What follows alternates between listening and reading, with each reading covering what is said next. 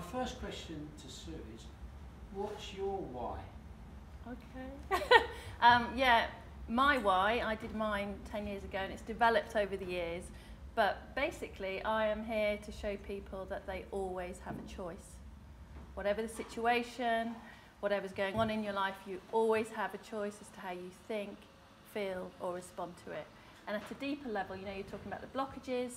It's also at a deeper level about the fact that most of us are running our lives, making career decisions, all of that based on old conditioning. So what we were brought up to believe, think, know that we should do, can't do, have to do, what limits were around us, all of that.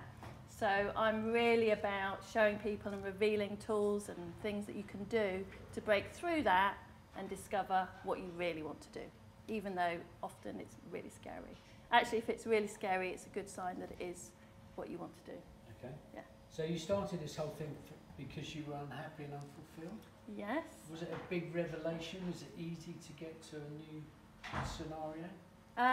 No, I was in a bit of a bad way actually. I had an 18-month-old at home. I was in a relationship that I was really very unhappy in. We were talking about it earlier. And I had a coaching session, and within that coaching session, my coach, in 45 minutes on the phone, took me from a place of it was desperation, to a place of thinking there was possibility and I could change things. And that was it for me. And I looked into it, I researched it because I'm an ex-journalist, reporter, did loads of research and then found the training that I loved, and that was it. That was it for me, yeah. Excellent. Do you think we've all got a sense of ourselves and our values, even if we don't really understand what they are, or we can't articulate them?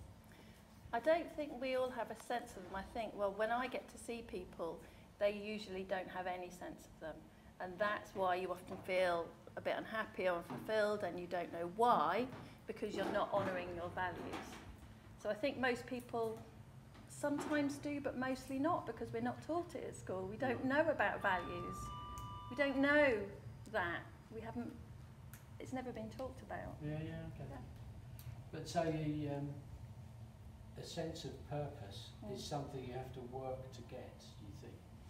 Again, it just doesn't exist. Again, I think we have it. I think it's there, but I think we haven't discovered it.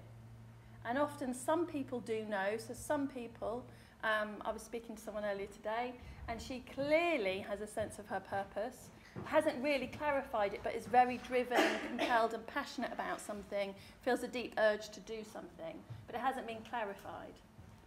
So is the alternative to having a strong sense of purpose that you drift through life? And what's wrong with that, I'm thinking?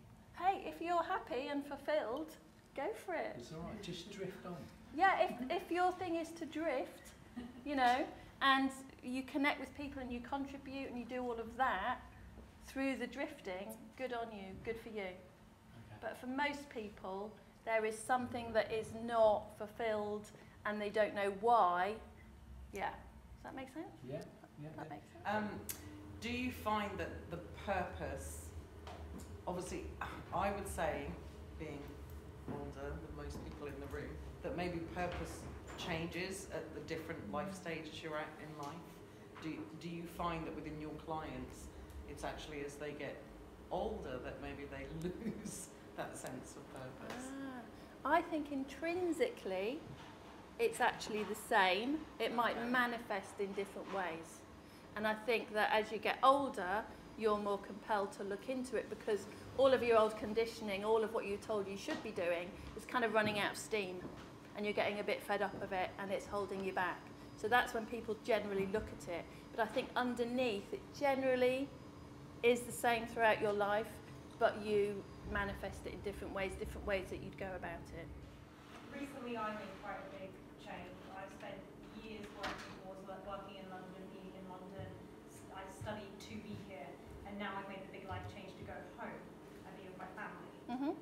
When do you know when to make those big changes? Because I spent a really long time fighting to stick with my original choice, not knowing if I was being weak by making that change. How do you know when making that big change is weakness and when it's strength?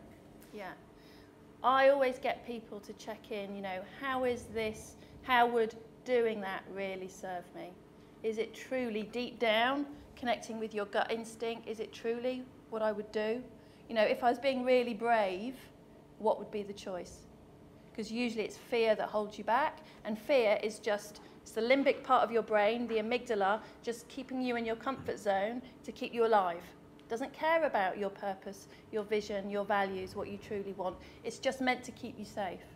So I would say those questions, you know, how is this serving me, doing this? If I was being brave, what would be the decision?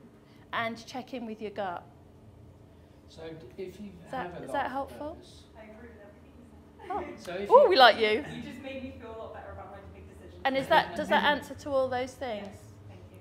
Brilliant. So I'm going to ask you a question. Yeah. On that. So if you have this life purpose and you're clear about it, you're living that thing, does it help with making decisions like that? Yeah, everything becomes a lot clearer, and it's a great compass point, but also the best bit about it is it just feels really good. You know, when you're living your purpose, it just feels good. Sorry, it's really interesting that I'm got to 47 now. Yes, And it's 71. And it's the first time anyone's actually given me any insight on decision making. Cool. You know, we're not, you know, these old ways of working. It never even came up to think that, like, how to make a decision would be part of school, would be part of life. You know, your road, your path. You know, there are certain things which you're supposed to do. You're supposed to get married. You're supposed to have children. You're supposed to do this. Supposed to do that. And decision making, you know, you are given decisions. Well, you're given path journeys. Decision making is not how to deal with it. It's not part of it. Yeah. It's really interesting. Yeah, and what's also interesting, and that's for everybody, all of us, what's also interesting is those opinions, those beliefs about what you should do, the route you should take, were all given by people from a previous generation. So a lot of what they know and their knowledge, and from the industrial age, or I know you're different age to me, a lot of you are different age, but you know, my parents were brought up in the industrial age. That's all doesn't apply anymore. But we're still told, you know, if my dad had his way, I'd work for Lincolnshire County Council or have been in the army. You know, and that wasn't me.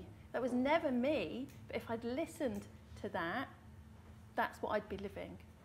So we all have it. We all have been told how things should be, like you say, and not been told, oh, actually, you might want to question that. Yeah. Yeah. Thank you.